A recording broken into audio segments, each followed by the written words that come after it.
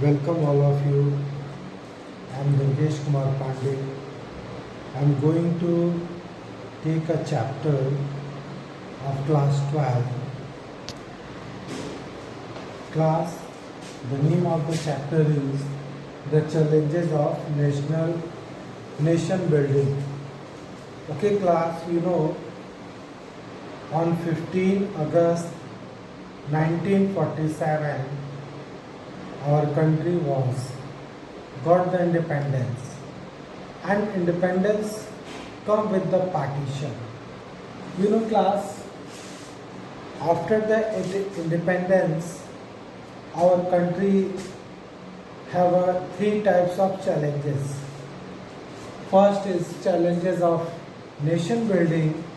The second challenge is to establish a democracy, and the third challenge to ensure the development and well-being of the entire society.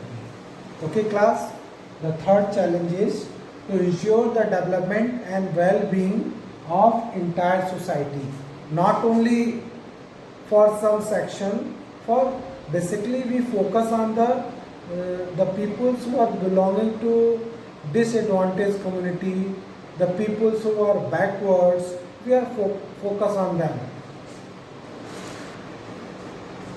Class, I want to inform you about the history, how the India integrate after the independence or during the process of getting independence.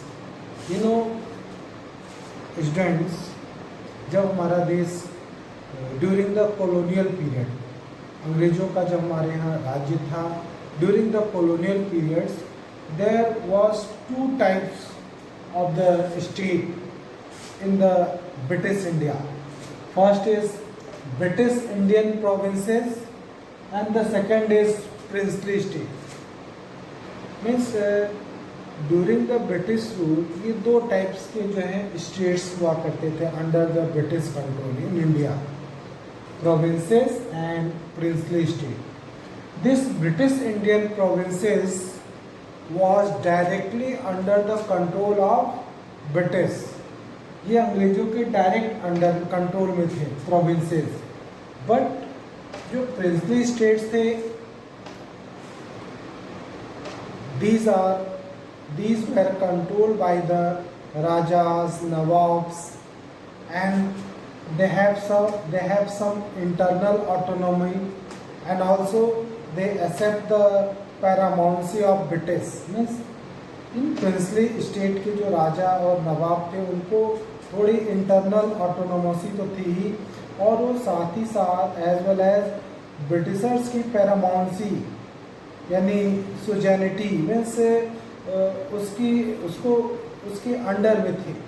ठीक है, वो British के under में थे ये princely state. और on that time there was more than 565 princely state in our India. तो सबसे the big challenges was these princely state, क्योंकि बिकॉज जब ब्रिटिशर्स यहाँ से जाने लगे तो ब्रिटिशर्स ने इन राजाओं नवाबों को फ्रीडम दिया कि या तो वे इंडिया को ज्वाइन करें या फिर पाकिस्तान, या फिर थर्ड ऑप्शन था कि वो इंडिपेंडेंट रहे. Now the challenge was for the India के लिए क्या चैलेंज था कि इन प्रिंसली स्टेट को कैसे हम इंटीग्रेट करें, हम प्रिंसली स्टेट को कैसे अपने साथ जोड़ें. Class, when Britishers were decided to leaving the India, जब अंग्रेजों ने ये तय कर दिया they were leaving the India, Bharat को छोड़ रहे हैं, it means the paramountcy of the British was end, and now more than 565 princely states have an option कि they just join to India or join to Pakistan or remain independent. या वो भारत को join कर ले 565 princely state, या फिर India को join कर ले, पाकिस्तान को ज्वाइन कर ले, या फिर इंडिपेंडेंट रहे। तो दे हैव ऑप्शन। और समस्याएं जल्दी ही दिखने लगी। बहुत सारे लोग सोचते थे कि कहीं इंडिया 565 में टुकड़ों में बिखर मच जाए। तो और problem was looking very soon.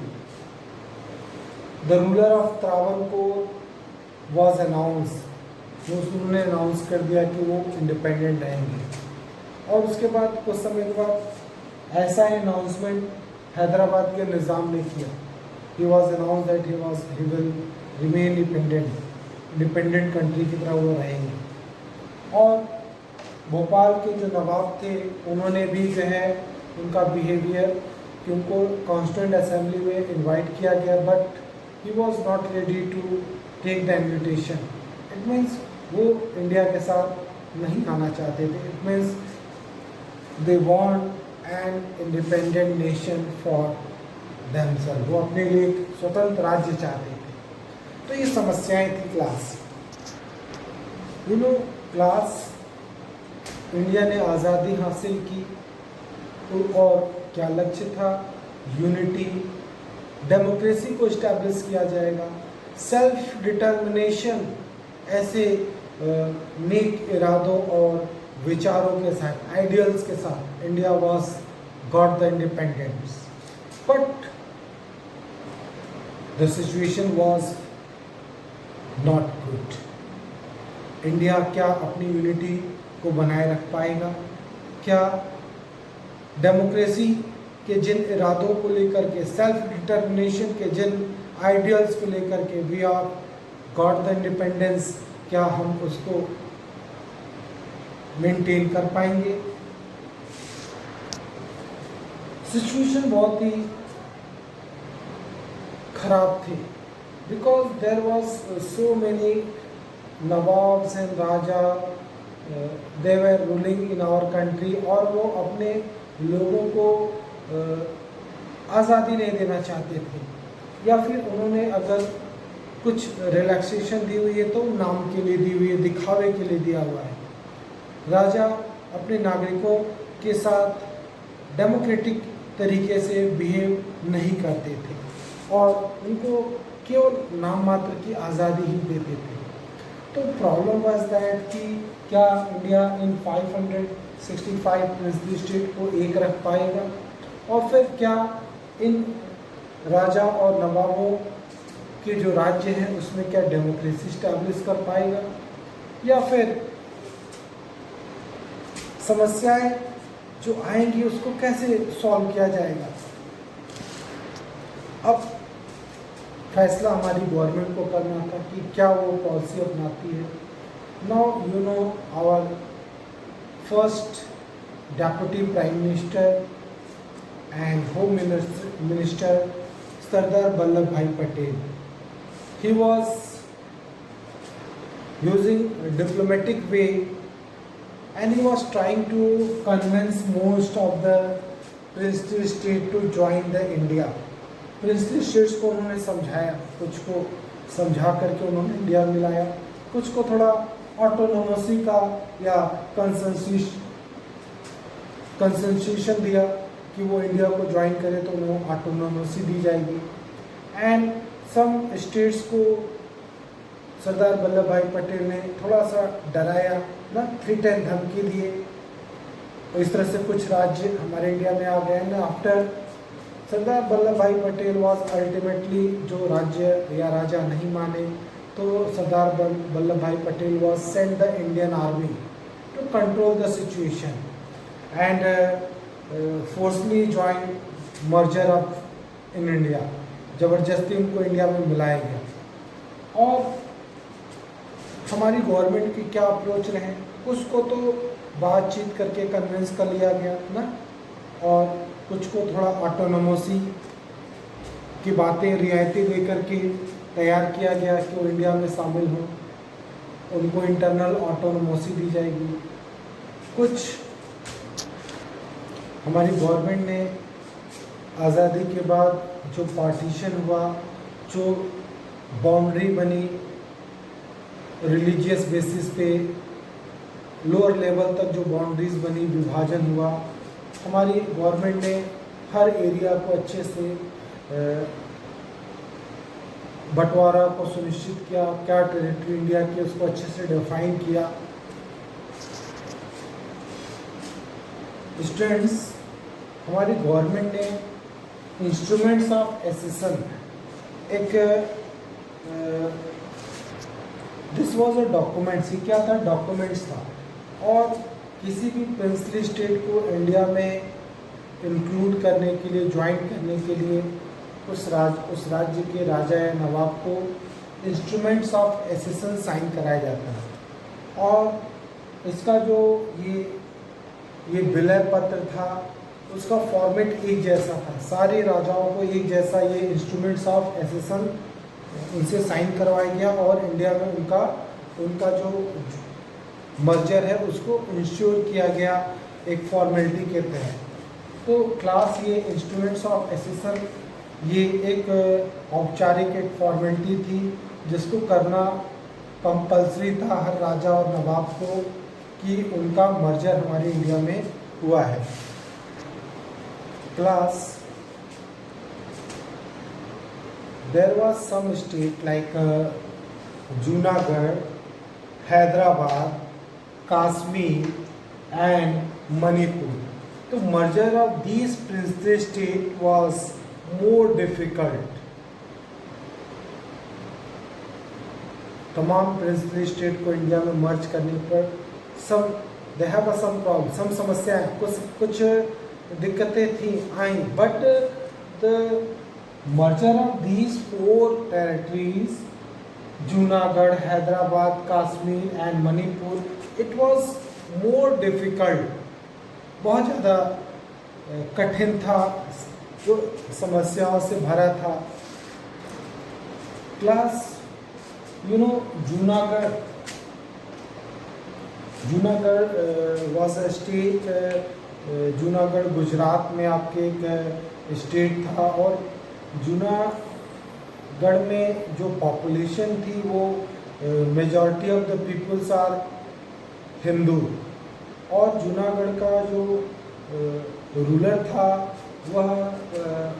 वो पाकिस्तान के साथ जाना चाहता था और पाकिस्तान की गवर्नमेंट उसको कन्विंस कर रही थी कुछ लालच दे करके, कुछ छूट दे करके। और जूनागढ़ का जो रूलर है वह पाकिस्तान के साथ जाना चाहता था।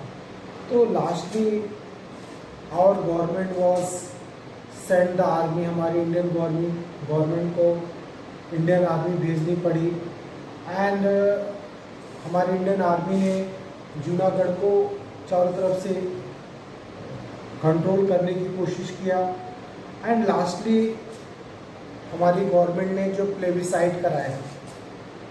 Class, what is plebiscite? Plebiscite it means किसी भी इश्यू के रिगार्डिंग हम जनता से कंसल्ट करते हैं कि जनता क्या चाहती है, what is the view of people, जनता के क्या विचार हैं पर्टिकुलर issues पे, what are the views of people on a particular issue. This is the meaning of plebiscite. Okay class, plebiscite की एक खास बात है कि गवर्नमेंट इसको मानने के लिए बाउंड नहीं होती है, ये only this is the method to know the view of people, लोगों की क्या राय है उसको जाना जाता है। And the problem of Junagadh was solved by the plebiscite. Plebiscite के थ्रू जूनागढ़ के लोगों की राय जानी गई और majority of the people, full majority of the peoples are come with the India, लोग वहाँ इंडिया के साथ आना चाहते थे, majority of the people. And now the problem of Junagadh was solve by a plebiscite, लोगों की राय जानी गई, लोगों के स्पष्ट राय थे कि वो इंडिया के साथ आना चाहते थे and that the merger of Junagadh was solve, और इस तरह से जूनागढ़ हमारे इंडिया का पार्ट्स बन गया। class. Next princely state was Hyderabad. Hyderabad, you know, the Nizam of Hyderabad, and Hyderabad was a princely state on that time, and Hyderabad, a princely state, is totally bounded by the Indian territory, Bharat के ठीक बीचों बीच में था, and चारों ओर से ये India से घिरा हुआ था हैदराबाद. एंड देयर निज़ाम और ruler is known as Nizam. Nizam means the richest person of the world. This is the title. And Hyderabad के निज़ाम थे. He want to remain independent. वो इंडिपेंडेंट रहना चाहते थे, जबकि वो चारों तरफ से इंडिया से घिरे हुए थे. और क्लास आज हम जिस हम हैदराबाद की बात कर रहे हैं. Now today most of the parts of Karnataka, Maharashtra, Andhra Pradesh क्या जो हिस्से हैं वो कभी इस निज़ाम यानी हैदराबाद के पार्ट हुआ करते थे. जो हैदराबाद का जो निज़ाम था वह इंडिपेंडेंट रहना चाहता था, and the Indian government was establish arrange a standstill agreement for 1 year, and जो निज़ाम था वो इंडिपेंडेंस के ख्वाब देख रहा था. ठीक है, लेकिन क्लास जो हैदराबाद की जो पीपल्स थी, हैदराबाद के जो लोग थे, basically the peoples who are living in the Telangana region में जो फार्मर्स थे, वो निज़ाम हैदराबाद की जो निज़ाम थे उसकी रूलिंग से खुश नहीं थे. And he was organise a movements against the Nizam of Hyderabad. और इस तरह से हैदराबाद में जो कम्युनिस्ट या कांग्रेस पार्टी के जो वर्कर्स थे वो भी हैदराबाद के रूलिंग से खुश नहीं थे, हैदराबाद के निज़ाम के रूलिंग से खुश नहीं थे. तो they launch a movements against the Nizam of Hyderabad. अब हैदराबाद के जो नवाब थे, निज़ाम थे, उन्होंने बहुत ही सप्रेसिंग तरीके अपनाए लोगों की आवाज़ को ख़त्म करने के लिए. Peasants were very unhappy with the ruling of Nizam, और पीजेंट्स ने एक मूवमेंट चलाया. लेकिन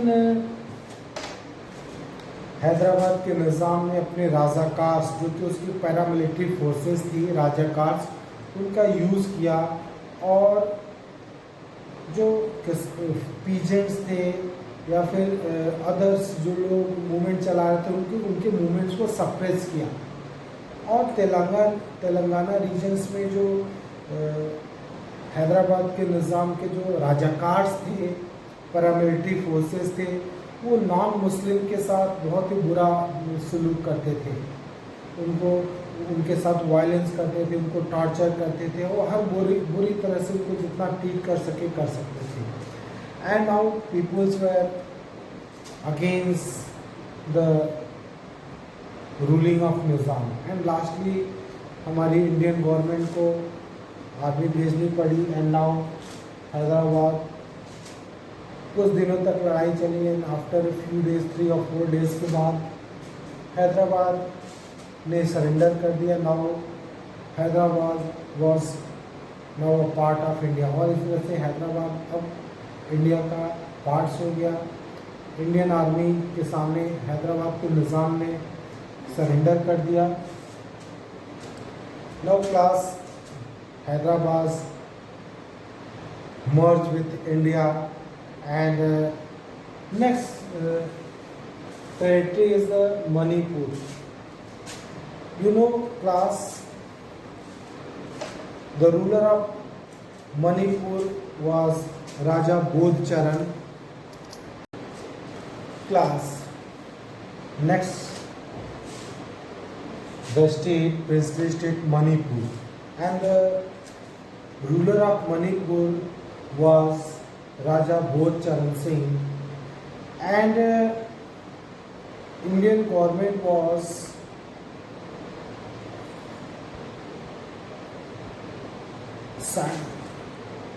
convinced the Raja Bodh Charan Singh to sign the instruments of SSN. Bharat सरकार ने राजा बोध चरण सिंह को रेडी कर लिया कि वो इंस्ट्रूमेंट्स ऑफ एसेसन साइन करें.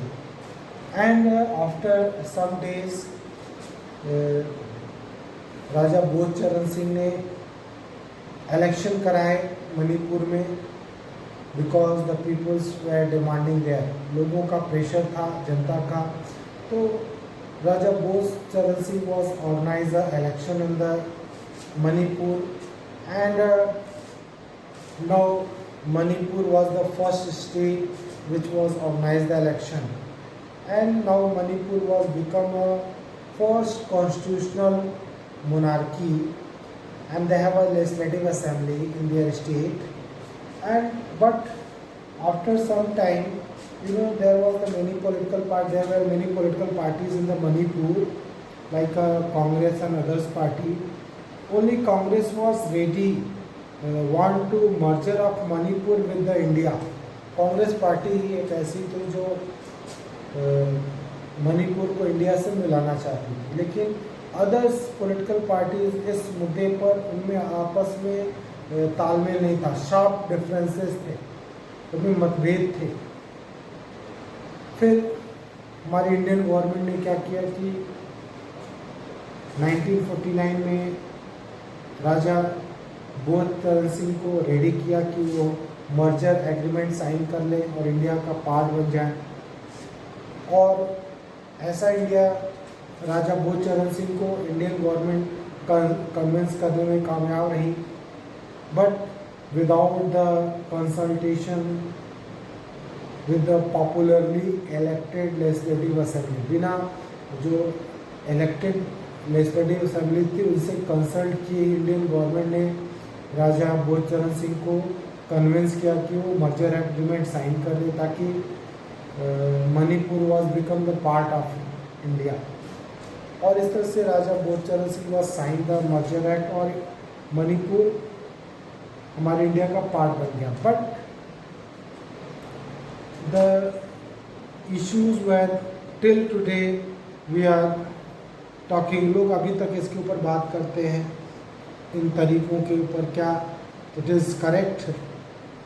Now Manipur is now the parts of India, अब हमारे इंडिया का हिस्सा था. Class one another problem was coming from the Kashmir, and till today this was not fully solved. Jammu Kashmir के राजा हरी सिंह थे, एंड शुरू में वो इंडिपेंडेंट रहना चाहते थे. एंड जब पाकिस्तान ने उनके ऊपर अटैक कर दिया, ठीक है, अपने ट्राइबल्स कम्युनिटी के थ्रू उनके ऊपर अटैक कराया, तो अब राजा हरी सिंह को लगा कि भाई हमको जो है फोर्सफुली पाकिस्तान में मर्ज मरना चाहता है पाकिस्तान. तो जम्मू कश्मीर के जो किंग थे Raja Hari Singh, now he was come with the Indian government के पास गए, और फिर इंडियन गवर्नमेंट से उन्होंने हेल्प मांगी, एंड इंडियन गवर्नमेंट ने उनसे इंस्ट्रूमेंट्स ऑफ एसेसन साइन कराया. एंड देन हमारी इंडियन आर्मी उनको हेल्प के लिए गई, और इस तरह से उन इलाकों को खाली कराया है जिनको ज़बरदस्ती उन्होंने कब्जा कर लिया था, पाकिस्तान के जो ट्राइबल्स कम्युनिटी थी. But after some time this Pandit Nehru was taking this issues, and Pandit Nehru was sent this problem in the UNO, और फिर ये मामला पूरी तरह से सॉल्व नहीं हो पाया, और वो आज तक सॉल्व नहीं हो पाया. And now some part of Jammu and Kashmir was under the control of Pakistan, अभी भी पाकिस्तान में के कंट्रोल में है, जिसको we are saying PoK, Pak occupied Kashmir. और कश्मीर का एक बड़ा हिस्सा इंडिया के पास है, ठीक है। And now Kashmir was till today problem अभी तक पूरी तरह सॉल्व नहीं हो पाई।